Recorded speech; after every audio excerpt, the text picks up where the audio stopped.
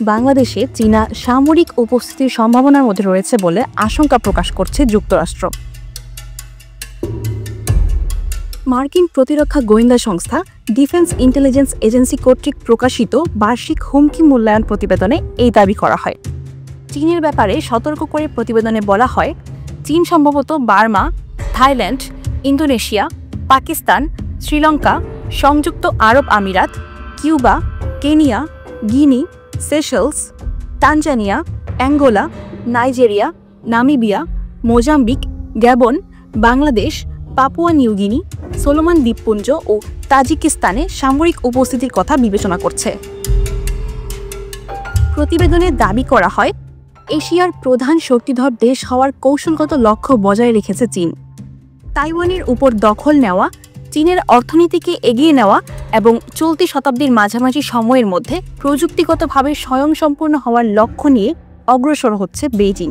বিশ্ব নেতৃত্বের জন্য তারা ওয়াশিংটনকে চ্যালেঞ্জও জানাচ্ছে। বৈশ্বিক বিভিন্ন হুমকি নিয়ে প্রতিবছর প্রতিবেদন প্রকাশ করে মার্কিন প্রতিরক্ষা গোয়েন্দা সংস্থা ডিআইএ। সম্প্রতি প্রকাশিত হয়েছে চলতি বছরের প্রতিবেদন। 2025 ওয়ার্ল্ড ওয়াইড থ্রেট অ্যাসেসমেন্ট শীর্ষক প্রতিবেদনে চীন অংশে যেসব হুমকির কথা বলা হয়েছে তাতে বাংলাদেশ, পাকিস্তান, মিয়ানমার সহ একাধিক দেশের নাম রয়েছে। প্রতিবেদনে দাবি করা হয়, কূটনৈতিক, তথ্যগত, সামরিক ও অর্থনৈতিক ক্ষেত্রে যুক্তরাষ্ট্র ও তার মিত্রদের টেক্কা দিতে চীন তার সক্ষমতা বৃদ্ধি করে চলেছে।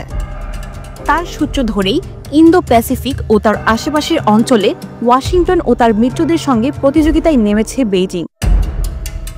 এই প্রতিযোগিতায় চীনকে আরও ভালোভাবে প্রস্তুত করতে বিভিন্ন উদ্যোগ নিয়ে যাচ্ছেন চীনা প্রেসিডেন্ট শি জিনপিং। এর মধ্যে রয়েছে মার্কিন সামরিক জোট ও তার নিরাপত্তা অংশীদারত্বের জন্য সমর্থনকে দুর্বল করার প্রচেষ্টা অব্যাহত রাখা। এই প্রতিবেদনে বিভিন্ন দেশে চীনা সামরিক উপস্থিতির আশঙ্কা করা হলেও উপস্থিতির স্বরূপ সম্পর্কে কিছু জানানো হয়নি। গত বছর তানজানিয়ার মাধ্যমে চীন বিশ্বব্যাপী নিজেদের সামরিক শক্তিমত্তা জানান দিয়েছে বলে দাবি করা হয় এই প্রতিবেদনে। সেখানে বলা হয়, সেটি ছিল আফ্রিকায় চীনের সর্ববৃহৎ সামরিক মহড়া।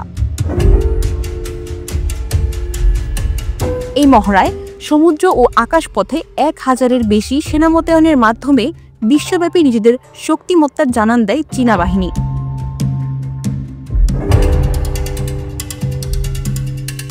মার্কিন প্রতিবেদনের বিষয়ে চীনের পক্ষ থেকে এখনো কোনো প্রতিক্রিয়া পাওয়া যায়নি।